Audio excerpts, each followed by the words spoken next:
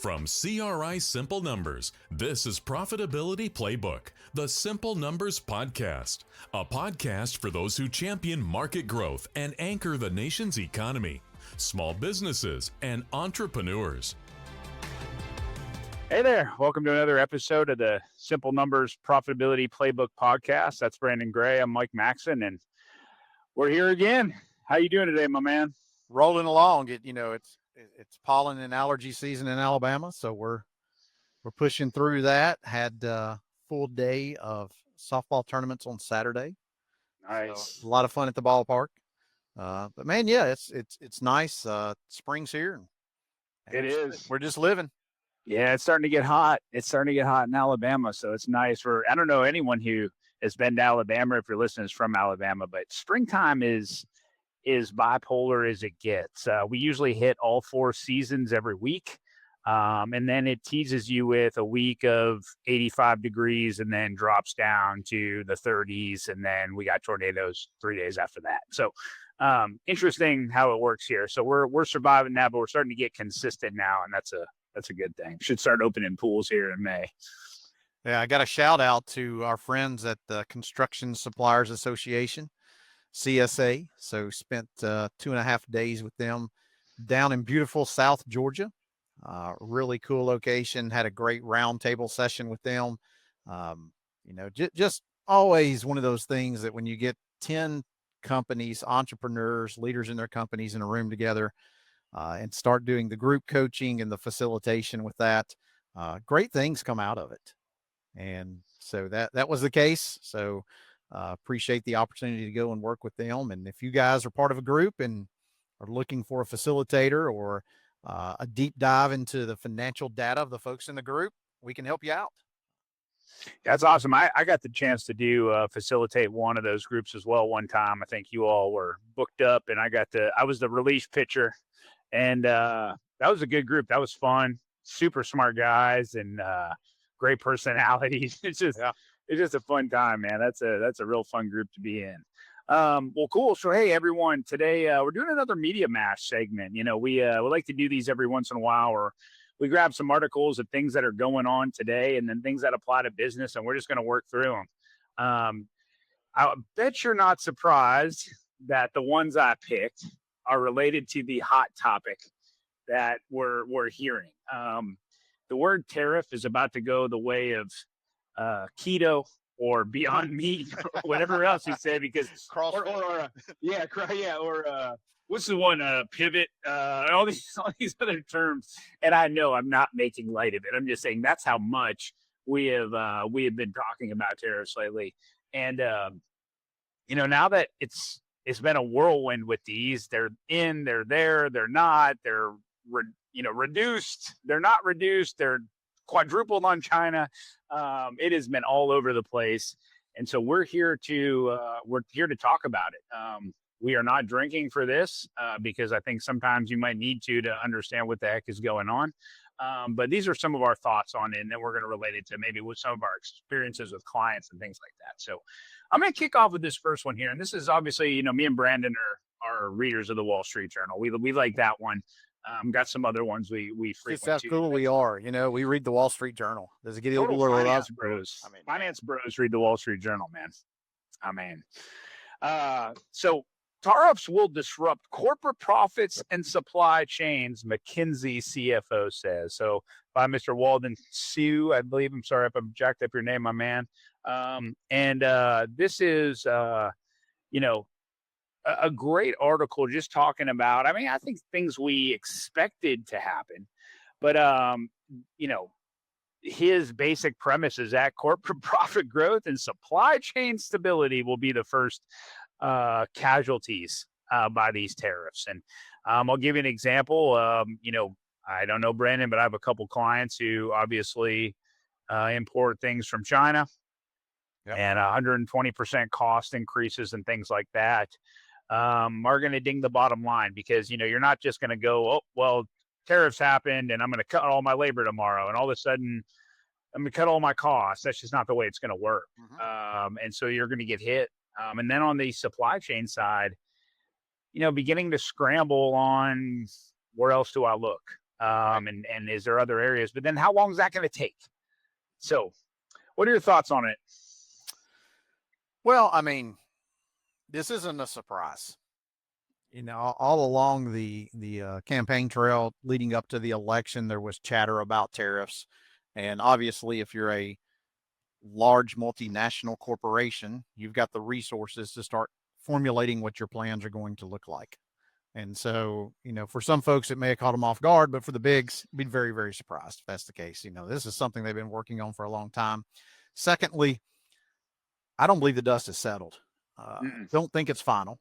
You know, so we have seen kind of what the normal playbook is something gets thrown out that's borderline extreme.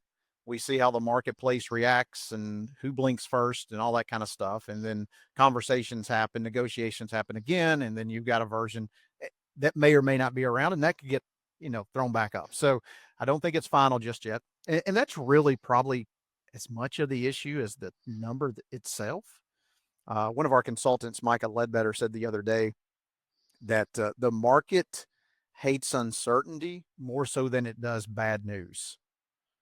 And I think he hit the nail on the head with that. You know, if you just don't know the rules of the game, it's really hard to go out there and play it. And so that's kind of the context that we're looking in. So specifically, as you look at that article and the impact that it's likely going to have, it's hard to argue with, you know, the impact it's going to have with supply chain, because, you know, you're looking at, can I get the same product, and what type of cost am I going to incur if I change my supplier? And the conversations I've had with our clients who deal directly with the bigs, last I checked, Simple Numbers is not doing any consulting for Fortune 500 companies. Not really in our footprint. You know, we specialize with entrepreneurs, but we have clients who work with them. And, you know, kind of getting some mixed information there. On one hand, you do have some suppliers who have, some sellers who went to their suppliers and said, "Look, guys, we're your biggest customer. If you want to keep us, you're going to have to figure something out here." Now, as to if they have enough flexibility on their side to eat all of it, I think is to be determined. But will they eat a portion? I think without a doubt. Even our clients that are smaller, they're finding their suppliers are willing to negotiate and talk and work with them. And so I don't think it's dollar for dollar that's going to get passed on as far as that part goes. But you know, when you kind of factor the substantial shift that people are going to experience, the play becomes, okay, do I go through the difficulty in some cases of finding an alternative supplier, change all of that, and then 3 months later, the tariff situation changes. And now I'm kind of, if I just stayed where I was at, I'm right back where I started. Some will come through in the form of price increasing, you know, so the consumer is going to feel that on certain goods. And there probably will be some erosion of profitability along those lines. The other thing we got to kind of look at too is, you know, a couple of things that are hanging out there that I have not seen answers to just yet. So one being, we've talked at great extent about the labor issues in the U.S. So let's just say, and I'm not advocating that this should be done necessarily, but let's just play it out. If you were getting a product manufactured somewhere overseas and you look and say, okay, we're going to bring that back to the U.S., where's the labor to manufacture it? Who's going to do it? Yeah, things just don't up and move like that. Yeah. Like, I mean, that takes a minute. Like, if you just don't like, oh, we're in China right now, I'm just gonna, you know, tomorrow move every iPhone making thing back in the U.S. Even if that had been planned, where is the labor that's going to take all these jobs? We just don't have the capacity. And so that is a little bit of an issue. Secondly, here's the other thing that is taking place as you look at it at a high level, economic level as well. Most likely interest rates are coming down in June. I mean, pretty much the folks who are smarter than us who place their bets on that believe that they're coming down, and likely will set a trend for continued declines. How much of an impact does interest rate decline have relative to changes in pricing, tariffs, and what have you? So that's an offsetting factor there. So, but we don't have the answer on that. But I think at the end of the day, if you just kind of look at, okay, most likely as a consumer, you're probably going to see some inflation. You're probably going to see some companies have to take a cut on the bottom line. And it will be determined as to exactly what impact it's going to have with the overseas supplier from a long-term perspective. Um, so it's not, I guess in summary, you're not going to get an answer to this in the next couple of weeks, next month or two, know what it's going to look like, and we just all move forward. I think And I'm going to end, and you be there. I'm going to end this piece on my favorite line from the article, which is the one clear thing is that this is impacting people's ability to plan ahead pretty significantly. Without a doubt. So, I mean, we don't have any major answers. We're still in an environment too where price increases are not drastically accepted anymore like they were through the COVID time period there. So there's going to be a lot of difficulties business faces. They've been trying to pass those things on that they're going to run into there that we're going to have to talk about. So, all right. So control what you can control. There you go. That's the other thing is you can get lost in the sauce and spend all your time kind of looking at what's going to happen if this happens or factoring this in and what have you. But at the end of the day, you've got to run a profitable business. And so based on the scenario today, what do I control in making that happen?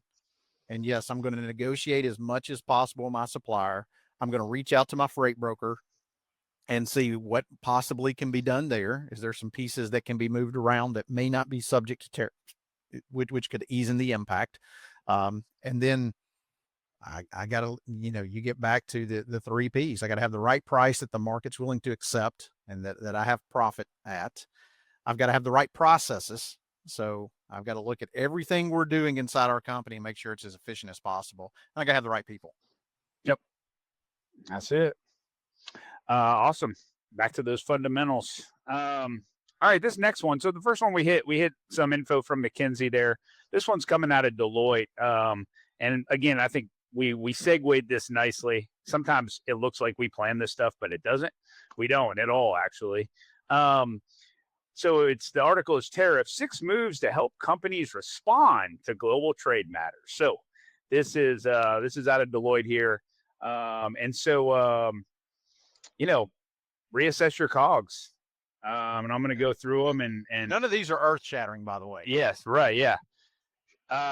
What short-term tactic can be deployed rapidly is to identify a company's COGS exposure to new tariffs. So again, assessing what is going on there internally with your own COGS and pay what is an issue within them that could hit it, right? And if there's any justification there to make a move on it. The next thing is multi-tier supplier clarification. Effectively assessing a company's network of multi-tier suppliers is key to operating an efficient supply chain. And so, again, right back at it with that. And right below that is the diversification of suppliers. And one thing, Brandon, that's going to be interesting out of this, and I'm going to stop on that one, is I just want to get your thoughts on it, is every time I know we've gone through things in the economy, we'll get the clients that call us that we help them get through it. And then there's the clients that get through it and they go, I never want this to happen again. And so it'll be interesting that after all this shakes out, that diversification of suppliers next time is you'll see companies coming out going, hey, I just don't buy all my stuff from here anymore. Or, I've changed to another place that is very, I don't know, US friendly or what have you. But I think that's going to be the big one there. I think we're going to get those people that, hey, we need help. We got to get through this. This is tough. And then there's going to be the ones that we got through it. I know how to get us through it. It's just, we will make sure it never happens again. Right. And that's going to be probably maybe one of my favorite outcomes of all of this is watching people not be maybe fully dependent on China, something like that. Well, it's very similar to what we've seen in the marketing world as over the past 20 years. The cost of customer acquisition from a digital perspective has been somewhat predictable. Wouldn't say it's easy, but the formula has been figured out, and it has historically been very inexpensive compared to what it looked like prior to that. Well, now you're seeing the same disruption take place whenever it comes to trade and when it comes to supply. And you got to look at what's going to be the different route as we move forward. And, diversification is a good thing. We've had several clients that before tariffs to where their supplier for one reason or another was going to have an impact, and they were handcuffed to them. So, I don't need to be handcuffed to someone who gets thrown over the boat. Yeah, yeah, absolutely. And right after that is ongoing risk sensing. There it is, right? keep looking forward. I mean, it's got to be something that now becomes part of the regular thing. Just like during the COVID time frame, the reassessing of, hey, where am I going to be at from a cash? So I got that core capital. Make sure that if something ever happens like this again, do I have cash to make a move should a shutdown happen or what have you? Now we're going to have to be, for those companies that are dependent on supplies coming from other countries. It's going to have to be an ongoing thing now to look at. Obviously, then your supply network strategy, base of operations, and lastly, the best one, human capital and tax considerations. So all these things now playing in line, and I don't know, Brandon, we got to get with Dustin and see if we can post these articles for people to look at and really get into the detail of them. But these are things now they're going to have to be considered. And I think even for me with our clients that do deal with that stuff, I'm going to make sure that this is probably a biannual reminder, twice a year reminder on making sure they're looking at this stuff. And even if you're not impacted by the tariffs, the principle around these things is still solid. You need to look at, let's say you're completely in a services business. Well, I still got to look at where my pipeline of talent is coming from. Am I dependent upon a certain referral source? Do I have customer concentration? Apply the concept to what you do so that you can make sure, because right now it's all on manufacturers and products, but there could be a shift and a change when it may not be tariff related, but it could be a shift and a change when it comes to the services industry as well. So don't get caught flat-footed. Yeah, absolutely. Well, awesome. So here's another one. And then I got another business one related to it, but this is out of Fast Company. And I think this is I've been wondering about this, and I've seen some things talk about, and I sent it to Brandon and Greg this weekend, but changing jobs no longer pays and might not for a while, thanks for tariffs. So the article where it was interesting, it highlighted, quote unquote, the great resignation during COVID that happened, where basically workers enjoyed the highest premiums ever of switching jobs. Mm-hmm. And that was sort of moving rampant across the landscape. We felt it here. Our clients felt it of people just jumping job to job, huge, massive pay increases. Your employees coming back to you and coming to you and being like, hey, listen, I got companies offering me 40, 50, 60 more $1,000. And it's like, what the heck, I guess you got to take it. I mean, it's, it is what it is. But we're now seeing sort of that come back. And believe it or not, the article states about how people staying with their company are actually getting more of the dollars coming into them now than people actually moving. And we have a sentiment of the employees. So, for example, the survey that they took, 35% of respondents fear changing jobs will result in a pay cut. This is interesting. 34% worry about broader financial stability. And so if you think about it, the tariffs, and they talk about in, all the tech layoffs that happened in 2024. So I think people are seeing some of this happening, are like, oh man, if I'm good here, my company hasn't signaled anything, why would I leave and risk that? So I think that's some of it playing out. Very likely. And it's kind of interesting too. You have surveys coming from different sources, and you don't know the detail behind it. And we talked at the beginning of the year about 2 surveys that were performed around people looking to change jobs. And over half the respondents, and each of them said they were looking to change jobs. And then you see this survey and it says, well, you might want to double check that, because if you change jobs, it may not be for the same comp. And I think there's a couple reasons that, provided if that information is accurate, that could be driving that. So Mike alluded to one a moment ago. So as we come through COVID, great resignation, changings of positions, crazy wages, and all of that, people got a lot of companies kind of got bit by sub performers getting a premium. Yes. And so I think, as you kind of look at going to the outside to fill open roles inside your company, there's a lot of folks who got bit by that, and they're like, oh, I'm not so sure that I want to go back to that well.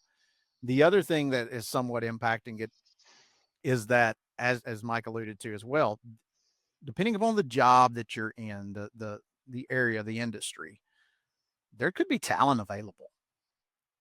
I'll use one for example. Mike mentioned tech. That's one. Marketing is another that we saw throughout 23 and 24, people pulling back spend, and there was marketing talent in the marketplace. Well, supply and demand, as you see a little bit of an abundance of supply in certain areas relative to the demand, and the wages are going to come down somewhat as far as that goes, at least temporarily.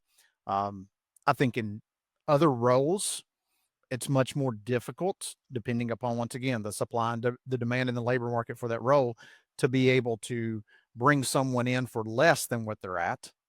So, I was talking to some guys this past week, and they were looking at truck drivers, and they're like, it's still really hard to find them in some areas, really difficult. And when we bring them in, we have to pay them more, and that kind of changes the wage base as far as that part goes.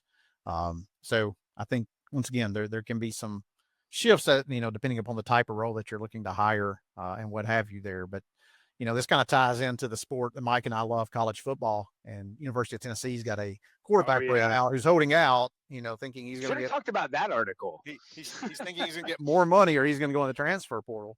And it's kind of like, well, if you want to play that game, play that game. But as of now, the University of Tennessee has said, hey, appreciate all you've done for us. Good luck as you move forward.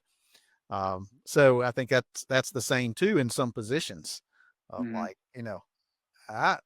I think you're flirting with above market here on what you can bring to the table.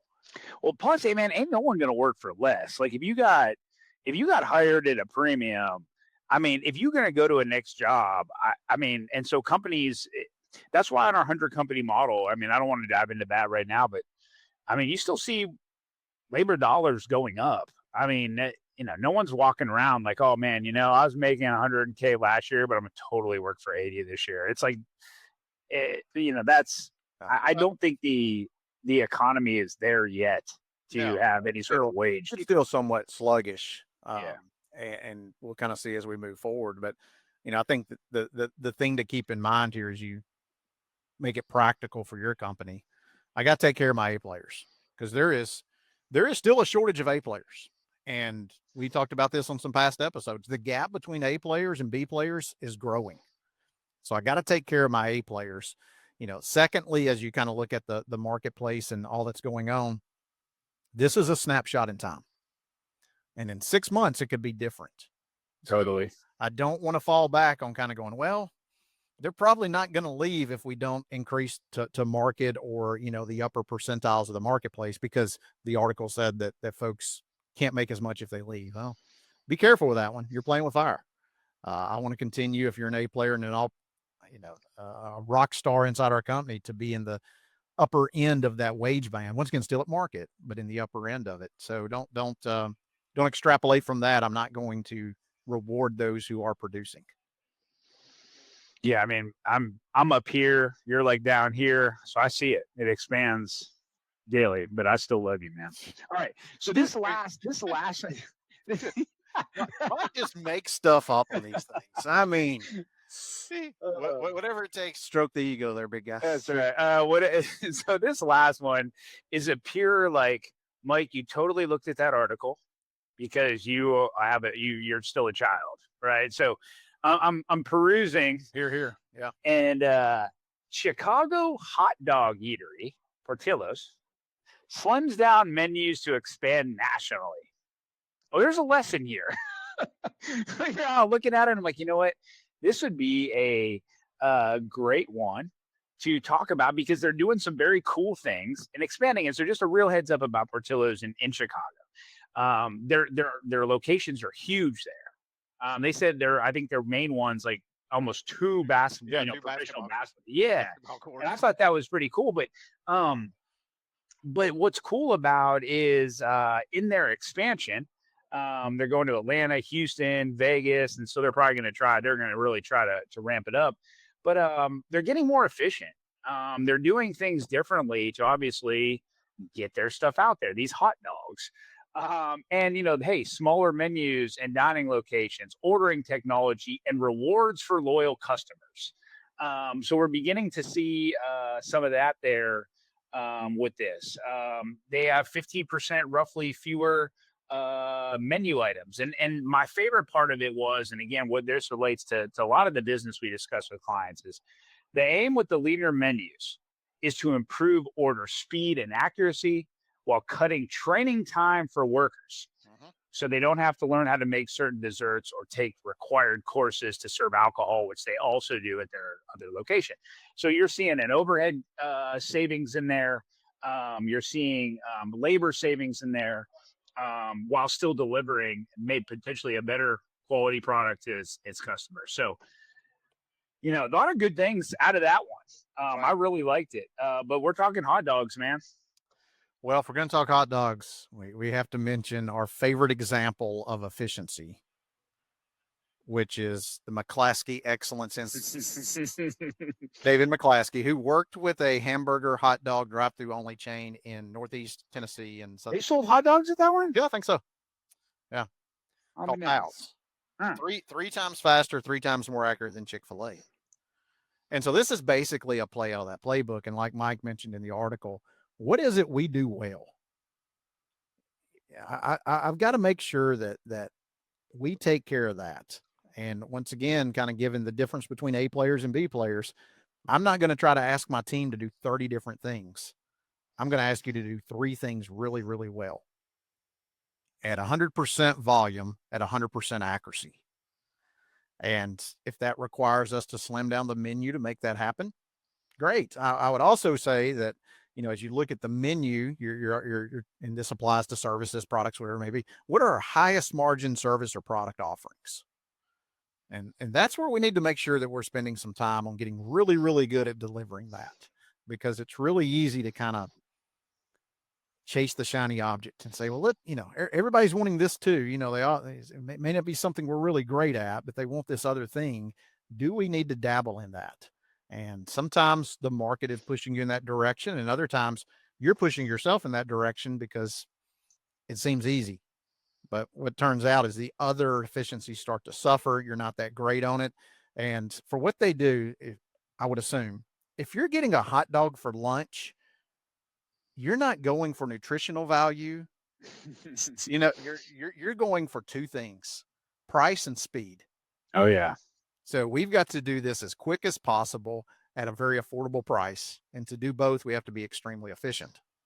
So what is the customer wanting?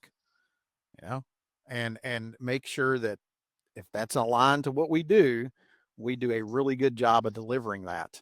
And don't get lost into the things that don't matter. One of my favorite sayings is keep the main thing the main thing.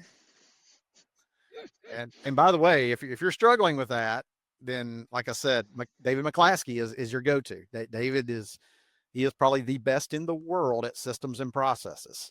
And you slim down the menu, you get it lean and mean on what you can deliver. You find the most effective and efficient way to make that happen, and then you go deliver. I might want a hot dog or hamburger for lunch now. This is sort of taking a turn for me here. Also, the other thing inside the article that beyond just kind of the efficiency side is they want to expand nationally. So we've got a client that really has a great saying whenever it comes to expansion geographically, which can be a great thing. But he says it's the man, not the market. And you can take a rock star person and put them in a market that's average, and they'll have a rock star location there. Vice versa, you can take a market that is really, really great and put an average person in it to oversee the operations and sales of it, and it's going to be average. So make sure I've got the right person beyond just the right place. Beautiful, man. Well, that did it for man. We're almost 30 minutes exactly. We just brushed the surface on a lot of those.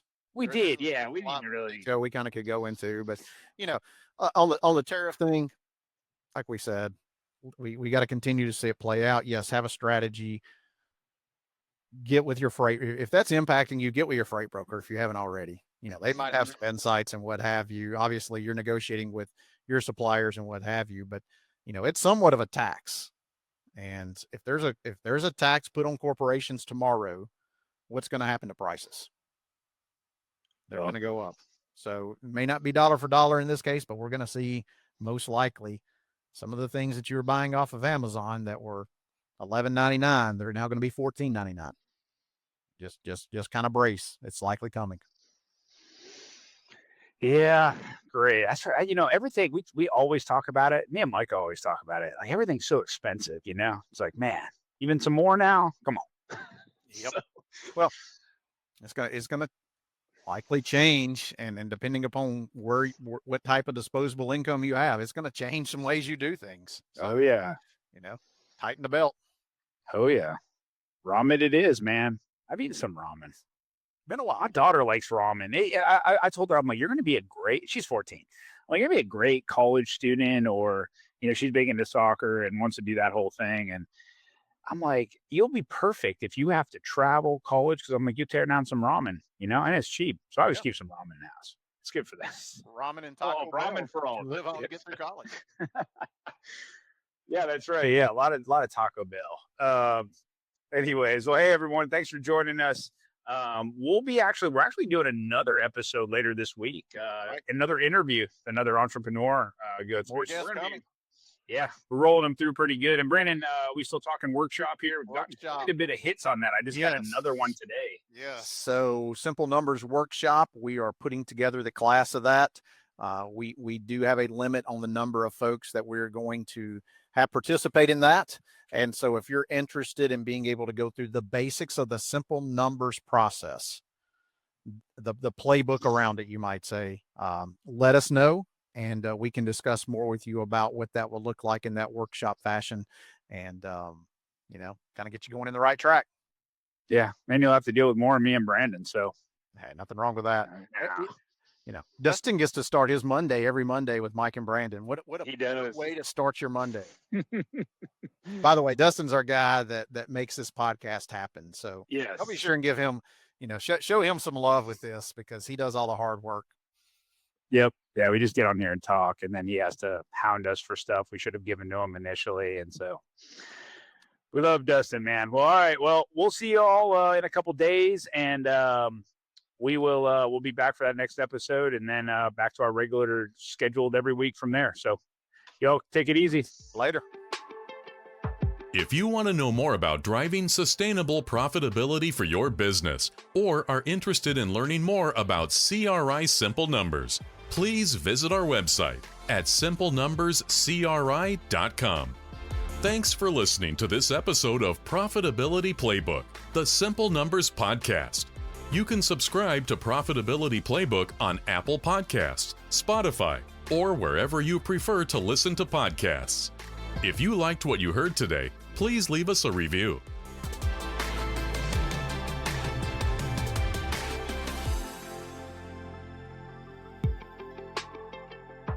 The views expressed on Profitability Playbook, the Simple Numbers podcast, are those of the presenter and moderator and do not necessarily reflect the views of CRI Simple Numbers or the CRI family of companies. This podcast is intended for informational and educational purposes only and is not intended to replace professional advice received directly. Consult with your CRI Simple Numbers advisor or another trusted professional if you have questions about your specific situation.